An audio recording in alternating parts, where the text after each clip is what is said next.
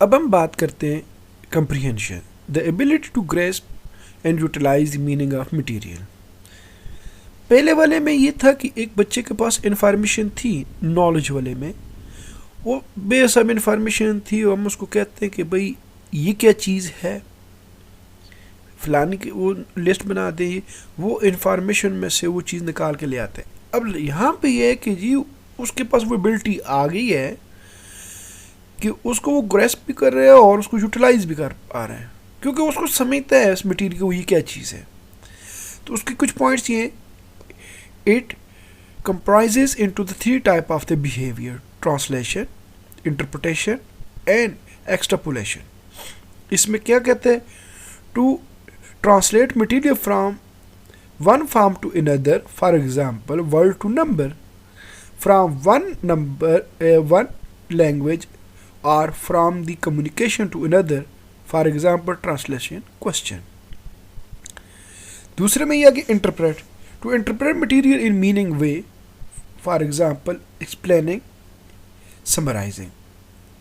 तीसरे में to infer and predict something based on literal knowledge, to draw certain implication, for example predict continuation of trends and pattern. इसके अंदर हम ये कह सकते हैं कि उस बच्चे के पास इंफॉर्मेशन है, अब उसको वो यूटिलाइज कर सकता है इन तीन फॉर्म के मुताबिक। मिसाल के तौर पर आगे हम इस पे जो कहते हैं कि क्या क्या चीज़ें हैं, जैसे कंप्रीहेंशन या understanding, the learner grasp the meaning of the information by interpreting and translating what has been learned, interpreting, summarizing, inferring, paraphrasing, explaining, comparing, classifying, etc. ये वो की पॉइंट्स है जो क्वेश्चंस के अंदर एक टीचर देकर और वो तसव्वुर कर रहा होगा कि बच्चों को ये एसएलओ अंडरस्टैंडिंग वाला वो उनके माइंड में आया या नहीं आया, उनके जो कॉग्निटिव लेवल उस लेवल तक पहुंचा या नहीं पहुंचा। अब इसके जो एमसीक्यूज होंगे वो कैसे होंगे। अब देखिए यहाँ पे ये है, ये इंग्लिश का एक एमसीक्यूज है और वही पैटर्न फॉलो कर रहा है। यहाँ पे सिर्फ बताना ये चाह रहे, the statement that John receive a standard score of 0 means that the John failed to test, exceeded all the exam, exceeded 50% of the examinee as a raw score of 0. अब वही पैटर्न यहाँ पे भी सेट किए गए।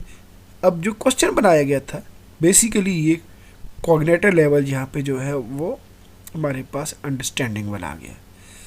Same process करेंगे हम इधर, ये भी इंग्लिश का है, इसके अंदर भी वही डिफ़िकल्टी लेवल भी हमने देखना है, कॉग्निटिव लेवल देखना है। ये एक सिर्फ और सिर्फ समझाने के लिए ये एक दूसरा ऑब्जेक्टिव आ गया। अब ये साइंस का एक ऑब्जेक्टिव बना, वही पैटर्न फॉलो किया गया। देखें जिसमें लिखा हुआ है, the image shows the images show the stages in the life cycle of the butterfly, the correct order of the life cycle of the butterfly. अब ये बना दियो अरेंजमेंट डिफरेंट सी करके। अब बच्चे इन्हें गौर से देखना है कि वो जो उसके पास इंफॉर्मेशन उसका वो यूटिलाइज़ कर रहा है कि पहले कौन सा लेवल था, फिर कौन सा था, फिर कौन सा था, फिर कौन सा था। इसके मुताबिक जब वो इस्तेमाल कर पाएगा तो ये इंफॉर्मेशन या नॉलेज वाले से ऊपर वाला लेवल आ गया। इसलिए यहाँ पे उसको जो इन्फॉर्मेशन थी वो यूटिलाइज़ की उसने, तो तब ये किस में आ गया, ये आपके हमारे पास आता है अंडरस्टैंडिंग में। ये मैथमेटिक्स के एक और आ गया। इसमें आप देखें सेम पैटर्न इस्तेमाल हुआ है। एसएलओ कौन सा है, examine weather a given rational expression is in lowest term or not. अब यहाँ पे which of the following rational expression is in its lowest term, ये कुछ ऑप्शन दिए गए हैं। अब जब तक बच्चे के पास अंडरस्टैंडिंग नहीं होगी वो ये नहीं बता सकता इनमें रैशनल एक्सप्रेशंस कौन सी हैं और हैं भी कौन सी लोएस्ट टर्म में। तो इसको यहाँ से उसने देखना है।